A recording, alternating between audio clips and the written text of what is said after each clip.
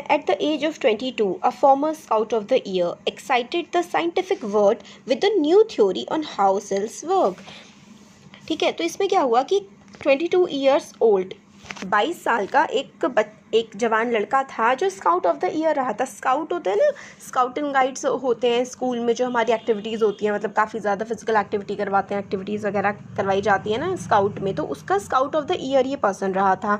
और इसने पूरे साइंटिफिक वर्ल्ड को, मतलब पूरे जितने भी दुनिया के साइंटिस्ट थे उनको काफ़ी ज़्यादा अमेज कर दिया था अपनी थ्योरी ऑफ सेल्स से। मतलब सेल्स के बारे में इन्होंने जो थ्योरी दी थी, काफ़ी लोग उससे आश्चर्यचकित रह गए थे। Richard H. Embright and his college roommate explained the theory in an article in the Proceedings of the National Academy of Science। और इन्होंने अपनी जो भी फाइंडिंग्स थी, जो इन्होंने फाइंड किया था, वो इन्होंने नेशनल अकेडमी ऑफ साइंस जो आता था पेपर टाइप का, उसमें सब कुछ अपने जो इन्होंने डिस्कवरी की थी उसके बारे में इसमें आर्टिकल इन्होंने लिखा था। It was the first time this important scientific journal had ever publish the work of college students. तो ये इतनी इंपॉर्टेंट साइंटिफिक जर्नल थी, नेशनल अकेडमी ऑफ साइंस, इन्होंने पहली बार ऐसा हुआ था कि इस जर्नल में, ये जर्नल ना बहुत ज़्यादा फेमस है, तो इसमें जर्नल मतलब मैगजीन टाइप की होती है, इस मैगजीन में पहली बार कॉलेज के स्टूडेंट्स के एक काम को छापा गया था। In sports that would be like making the big leagues at the age of 15 and hitting a home run your first time bat. तो इसमें मतलब ये ऐसा ही था जैसे कि आप 15 साल की उम्र में कोई एक स्पोर्ट में बहुत ही अच्छा कर जाएं, ऐसे ही 22 साल का एक जो लड़का था जिसने एक साइंस के वर्ल्ड में इतना बड़ा काम कर दिया था। For Richard Ebright it was the first in a long string of achievements in science and other fields, and it all started with butterflies। But ये बाकी लोगों के लिए तो था कि अरे 22 साल का लड़के ने इतना कुछ अचीव कर लिया, बट जो रिचर्ड एब्राइट था ना, इसके लिए एक बहुत सारी अचीवमेंट्स में से सिर्फ एक ही, मतलब ऐसा होता है ना कि बहुत कुछ हासिल कर लिया, उनमें से सिर्फ एक ही चीज़ थी ये उनमें से, क्योंकि ये इससे पहले भी बहुत बड़ी बड़ी सफलताएं हासिल कर चुके थे और इससे पहले इन्होंने बटरफ्लाइज के बारे में काफ़ी कुछ खोजें करी थी। अब देखिए आगे, an only child Ebright grow up north of Reading, Pennsylvania. There wasn't much it I could do there, he said. I certainly couldn't play football or baseball with a team of one, but there was one thing I could do, collect things। तो ये कहते हैं एब्राइट कि मैं जो है एक only child था, ये सिर्फ इकलौते बच्चे थे अपने पेरेंट्स के, और ये जहाँ पर पले बड़े हुए थे पेनिसिल्वेनिया में, वहाँ पर ज़्यादा कुछ इनके ये करने के लिए था नहीं, क्योंकि ये खेल भी नहीं सकते थे बेसबॉल या फुटबॉल, या अकेले कैसे खेलते, बट अकेले एक काम किया जा सकता है और वो है चीज़ों को कलेक्ट करना। सो ही डिड, तो उन्होंने चीज़ों को कलेक्ट करना शुरू कर दिया। बिगनिंग इन किंडरगार्टन वहाँ पे केजी के लिए यूज़ होता है, तो किंडरगार्टन से स्टार्ट करते ही एल्ब्रेट कलेक्टेड बटरफ्लाइज। बचपन से ही जो एल्ब्रेट थे ये बटरफ्लाइज, तितलियों को पकड़ा करते थे। With the same determination that has marked all his activities, he also collected rocks, fossils, coins. He became eager astronomer to sometime star gazing all night. तो ये मतलब बाकी सारे काम भी बड़े पैशन के साथ, बड़े इंटरेस्ट के साथ किया करते थे। ये फोसिल्स मतलब कुछ पुरानी चीज़ें भी इकट्ठा किया करते थे, पत्थर वगैरह भी इकट्ठा करते थे, और एस्ट्रोनॉमर भी बनना चाहते थे कई बार, तो मतलब तारों को ये रात भर देखा करते थे। For the first, he had a driving curiosity along the bright mind. He also had a mother who encouraged his interest in learning। तो इनका ब्राइट माइंड भी था बहुत ज़्यादा, मतलब होशियार भी थे और क्यूरियस भी थे। क्यूरियस मतलब होता है उत्सुक, काफ़ी उत्सुक रहते थे चीज़ों को जानने के लिए, और इनकी माँ ने भी इनको एनकरेज किया, काफ़ी प्रोत्साहन दिया। इनकी जो लर्निंग के प्रोसेस में इनकी मदर ने इनकी काफ़ी ज़्यादा हेल्प करी। ये इनकी मदर इनको ट्रिप्स पे लेकर के जाती थी। इनकी मदर ने इनको telescope, microscope, camera, mounting material, काफ़ी सारे इक्विपमेंट्स ला के दिए, जिससे मतलब जिस चीज़ में एल्ब्राइट को इंटरेस्ट होता था ना, इनकी मदर वो सारी चीज़ें इनको ला करके दे देती थी, इसलिए इनका इंटरेस्ट उन चीज़ों में और भी ज़्यादा बढ़ने लगा। I was his only companion until he started school. इनकी मदर कहती है मैं इसकी एल्ब्राइट की सिर्फ अकेली कंपेनियन थी, मतलब दोस्त थी, जब तक ये स्कूल नहीं गया उससे पहले सिर्फ मैं ही थी इसके साथ। His mother said after that I would bring home friends for him but at night we just did things together. और फिर उसके बाद मतलब जैसे कि मैं इसके साथ रहती थी पूरे टाइम, इसके फ्रेंड्स भी आ जाते थे, बट रात के टाइम हम दोनों ही हुआ करते थे। Richie was my whole life after his father died when Richie was in 3rd grade. तो रिची ये कहते हैं, रिची मतलब एक जो एल्बर्ट है इनका ही निकनेम। तो ये मेरी पूरी, इनकी मदर कहती हैं रिची मेरी पूरी लाइफ था। जब इसके फादर की डेथ हो गई, 3rd ग्रेड में जब ये था तब इसके फादर की डेथ हो गई, तब से यही मेरी पूरी ज़िंदगी है। She and her son spend every evening at the dining room table. If he hadn't have things to do, I would find work for him. Not physical work, but learning things. His mother said. He liked it. He wanted to learn. तो ये कहते हैं, बताती हैं कि हम लोग हर शाम जो है हमारा जो डाइनिंग रूम था वहाँ पर बिताते थे, और मैं इसके लिए कुछ ना कुछ ढूंढ लेती थी, कुछ फिजिकल वैसा काम करने की चीज़ नहीं बल्कि मेंटल चीज़ें जिसमें इसका काफ़ी ज़्यादा इंटरेस्ट होता था। एंड लर्न ही डिड, और ये काफ़ी ज़्यादा सीखने के लिए चीज़ों को उत्सुक रहता था। ही earned top grade in schools on everyday things. He was just like every other kid, his mother said. मतलब ये इसकी मदर बताती हैं एल्ब्रेट की कि ये नॉर्मल बाकी बच्चों जैसे ही था, बस हाँ ये स्कूल में पढ़ाई लिखाई में काफ़ी ज़्यादा अच्छा था, ये वही सारे काम करता था जो बाकी सारे बच्चे करते थे। By the time he was in 2nd grade, जब वो 2nd क्लास में आया, Albright had collected all 25 species of butterfly found around his home town. तो इनके घर के आसपास 25 तरीके की जितनी भी, मतलब टोटल 25 तरीके की इनके वहाँ पे बटरफ्लाइज मिलती थी, और सारी की सारी एल्ब्राइट ने कलेक्ट अपने पास कर ली थी। तो ये हमें बताते हैं कि मोनार्क बटरफ्लाइज होती हैं, वुड निम्स, और अलग अलग टाइप के बटरफ्लाइज हमें बता रखी हैं कि ये सारी उसने कलेक्ट कर ली थी। That probably would have been the end of my butterfly collecting, he said. But then my mother got me children's book called The Travels of Monarch X. That book, which told how monarch butterflies migrate to Central America, opened the world of science to the eager young collector. तो सारी की सारी 25 butterfly की species जो पेनिसिलिविया में मिलती थी वो तो सारी एल्ब्रेट ने कलेक्ट कर ली थी। फिर उसके बाद इनकी मदर ने एल्ब्राइट को एक किताब ला करके दे दी जिसमें मोनार्क बटरफ्लाई, देखिए मोनार्क बटरफ्लाई वो होती है जो अंडे देती है, और बाकी सारी जो बटरफ्लाइज अदर वेराइटीज़ की होती है ना वो उनको पालने का काम करती हैं। तो काफ़ी कुछ आप ये समझिए उस किताब से एल्ब्राइट को काफ़ी कुछ जानने के लिए मिला बटरफ्लाइज के बारे में। At the end of the book, readers were invited to help study butterfly migrations. जब बुक ये वाली जो इनकी थी ख़त्म हो गई तो ऐसा मतलब इनवाइट किया जाता है बुक के लास्ट में, जो बुक उसको पढ़ते हैं लोग उनसे कहा जाता है कि बटरफ्लाई जो माइग्रेट कर रही हैं, माइग्रेट मतलब एक जगह से दूसरी जगह जा रही है ना, इसका पैटर्न आप फॉलो करो और हमें बताओ कि कौन सी बटरफ्लाई कहाँ जाती है, किस तरीके से रहती है। तो इस बात पे भी एल्ब्रेट को बड़ा इंटरेस्ट आया। They were asked to tag butterflies for research by doctor Frederick. तो डॉक्टर फ्रेडरिक ने को मतलब टैग कर दो कि कौन सी बटरफ्लाई कहाँ कहाँ कैसे कैसे घूम रही है। Urquhart of the University of Toronto, Canada. Albright's mother wrote to Dr. Urquhart, and soon Albright was attaching light adhesive tags to the wings of monarchs. तो फिर वही इनकी मदर ने लेटर लिखा फ्रेडरिक को, डॉक्टर फ्रेडरिक को, और वहाँ से कुछ टैग्स वगैरह आ गए और बटरफ्लाइज पर एम्ब्राइट ने वो क्या करने स्टार्ट कर दिए, बटरफ्लाइज थी, बटरफ्लाइज पे ना टैग्स लगाने शुरू कर दिए ताकि वो कहाँ घूमेंगी वो सारा का सारा पता लगता जाएगा। Anyone who found a tag butterfly was asked to send the tag to Dr.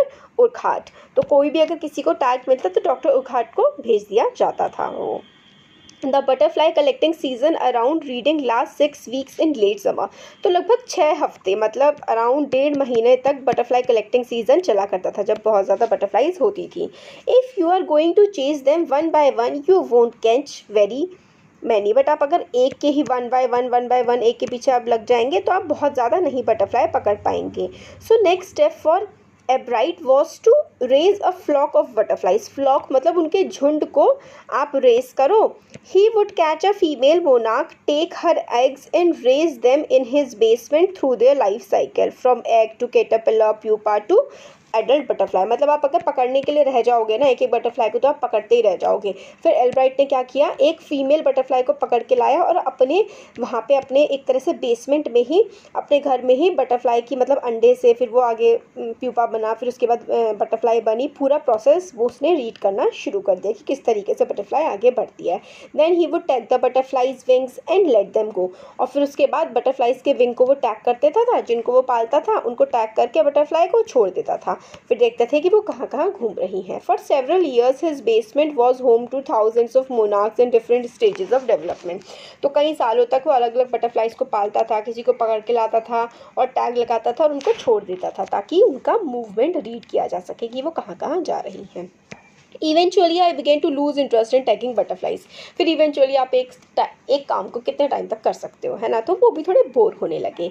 It's tedious and there's not much feedback, मतलब वो काफ़ी टीडियस, थका देने वाला काम था और कुछ ज़्यादा फीडबैक किसी से पता भी नहीं लगता था कि क्या हो रहा है एक्चुअल में। Ebright said in all the time I did it he laughed only 2 butterflies I had tagged were recaptured. सिर्फ 2 बटरफ्लाइज को, जिनको मैंने इतनी हज़ारों, इतनी सारी, ये कहते हैं इतनी सारी बटरफ्लाइज को मैंने टैग किया था, उनमें से सिर्फ 2 को ही वापस पकड़ा जा पाया था।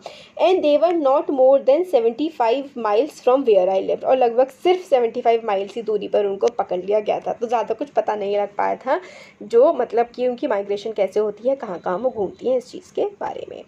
अब आगे है देखिए, then in 7th grade he got a hint of what real science is when he entered a county science fair and lost. फिर मतलब उनको जब वो सेवन्थ क्लास में आए ना, तब उनको पता लगा कि एक्चुअली में साइंस क्या होती है जब वो काउंटी साइंस फेयर में गए। It was really a sad feeling to sit there and not get anything while everybody else had won something. फिर वो कहते हैं बड़ी ख़राब सी फीलिंग थी कि वहाँ पे बैठे रहना और मतलब कि कुछ भी समझ में ना आ पाना, क्योंकि वहाँ पर बाकी लोग जो थे वो जीत रहे थे, उनको समझ रहा था, बट मुझे कुछ समझ नहीं आ रहा था। ये बात एल्ब्राइट कहते हैं। His entry was slides of frog tissues which he showed under a microscope. He realize the winner had tried to do real experiments not simply make a neat display. वो कहते हैं कि इन्होंने तो मतलब कछुआ कह रही हूँ, सॉरी, जो फ्रॉग होता है, फ्रॉग की एक स्किन को माइक्रोस्कोप में दिखाने की कोशिश करी थी, बट उसमें तो कुछ खास होता नहीं है, बट जो जीता था उसने रियल एक्सपेरिमेंट किया था।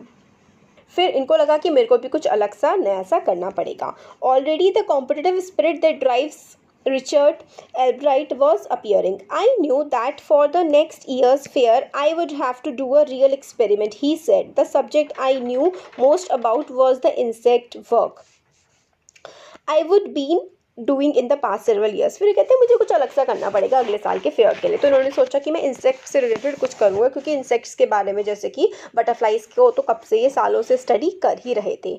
सो ही रोट टू डॉक्टर। तो इन्होंने फिर से क्या किया, जब 7th grade में आ गए, इनको लगा वही साइंस फेयर में ये हार गए थे, फिर इन्हें लगा कि अगले साल मुझे कुछ अच्छा करना है। तो इन्होंने डॉक्टर अर्कहर्ट को लिखा और उनसे कहा कि so he wrote to doctor Urquhart for ideas, कि मतलब कुछ आइडियाज़ उन्हें शायद मिल जाएं। And back came a stack of suggestions for experiments, और डॉक्टर अर्कहर्ट ने उनको काफ़ी सारे सजेशंस भेज दिए।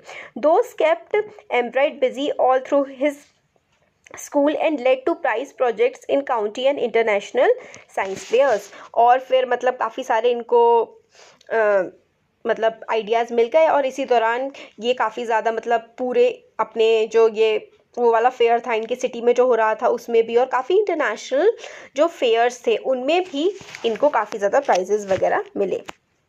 For his 8th grade में Albright tried to find the cause of a viral disease that kills nearly all monarch caterpillars every few years। तो मतलब फिर उसके बाद 8th grade में आए तो उन्होंने सोचा कि भाई कुछ ऐसा किया जाए जिससे कि ये जो मोनार्क कैटरपिलर्स होते हैं, मोनार्क कैटरपिलर्स मतलब जो अंडे देने वाली तितलियां जो होती हैं, इनके जो बच्चे किस तरीके से मर जाते हैं एक डिसीज़ से बहुत सारे, तो इससे इनको कैसे बचाया जाए। तो Albright thought the disease might be carried by beetle। तो इन्हें लगा कि जो बीटल एक कीड़ा होता है, शायद बीटल की वजह से ये बीमारी फैलती है। He tried raising caterpillars in the presence of beetles। तो इन्होंने सोचा कि बीटल्स के साथ caterpillars को बड़ा किया जाए। I didn't get any real result, he said। उन्होंने कहा कि फिर मगर मैंने साथ में मतलब caterpillars को भी और beetles को भी साथ साथ बड़ा करने की कोशिश करी, बट मुझे कोई ऐसे अच्छे रिजल्ट्स नहीं मिले। But I went ahead and showed that I had tried the experiment, that this time I won। और फिर इन्होंने वही जो अपना एक्सपेरिमेंट किया था बीटल्स का और कैटरपिलर्स का वो दिखाया, और इस बार इस फेयर में ये जीत गए। Next year his science fair project was testing the theory that viceroy butterflies copy monarchs. तो मतलब बटरफ्लाइज जो है मोनार्क्स को कॉपी करती हैं, ये इनके नेक्स्ट ईयर का प्रोजेक्ट रहा। The theory was that viceroys look like monarchs because monarchs don't taste good to birds, viceroys on the other hand do taste good to birds. तो इसमें क्या था देखिए, फिर इस बार इन्होंने इस तरीके का जो प्रोजेक्ट है वो बनाने की कोशिश करी कि दो तरीके की जो है बटरफ्लाइज होती हैं, एक होती है वाइसरॉय, एक वाइसरॉय बटरफ्लाई होती है और एक मोनार्क बटरफ्लाई होती है।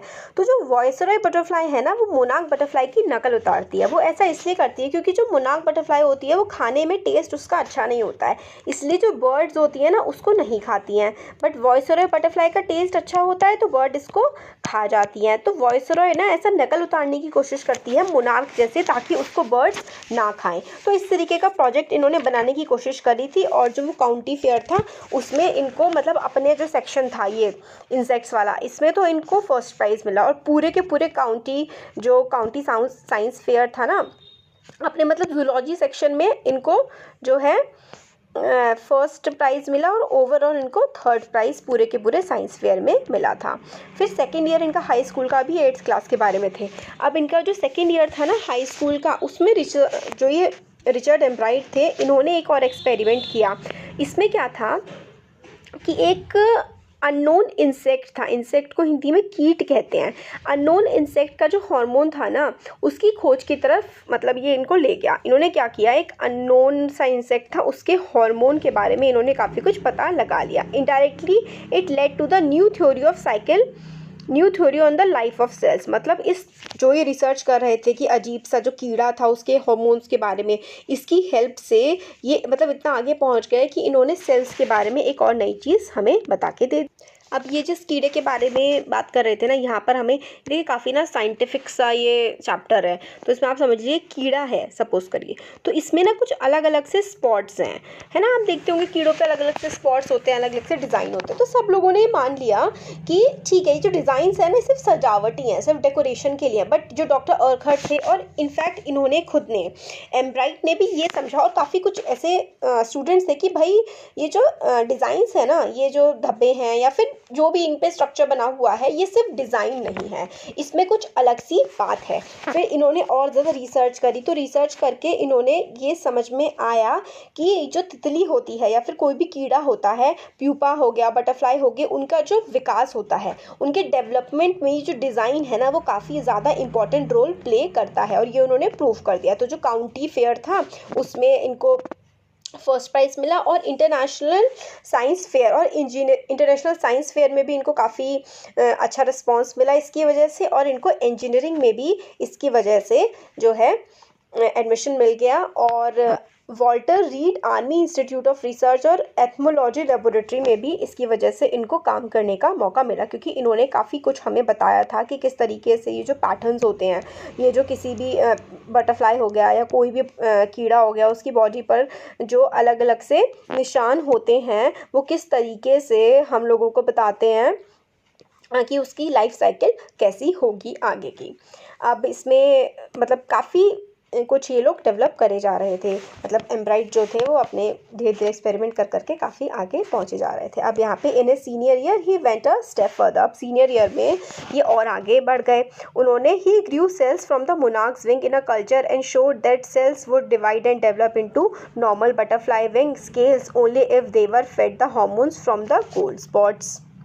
तो इसने अपने जो सीनियर ईयर था उसमें इसने ये प्रूफ कर दिया कि क्या होता है ना, कि रिचर्ड ने प्रूफ कर दिया कि जो सेल्स होते हैं, रिचर्ड ने सेल ग्रो करे from the wings of monarch butterfly. मतलब मोनार्क बटरफ्लाई के विंग्स में से इसने क्या करे, सेल्स ग्रो करे। He further prove that cells grow into scales of wings only when cells जो हैं वो विंग्स में डेवलप हो सकते हैं जब इनके जो गोल्डन स्पॉट्स होते हैं ना बटरफ्लाई के जो गोल्डन स्पॉट्स थे, इसमें से इन्होंने हार्मोन लिया और इस वाले सेल्स में हार्मोन को इंजेक्ट किया और पूरा का पूरा एक स्ट्रक्चर बटरफ्लाई का बन के खड़ा हो गया। और फिर इसके बाद इन्होंने काफ़ी सारे एक्सपेरिमेंट्स करे आर्मी लेबोरेटरी में, laboratory of US department of agriculture में इन्होंने करे। और अपना पूरा जो ईयर था वो यही लेबोरेटरीज़ में जो है एग्रीकल्चर लेबोरेटरी में और आर्मी लेबोरेटरी में हार्मोन पर टेस्ट करते हुए इन्होंने पूरा का पूरा अपना टाइम जो है वो स्पेंड किया।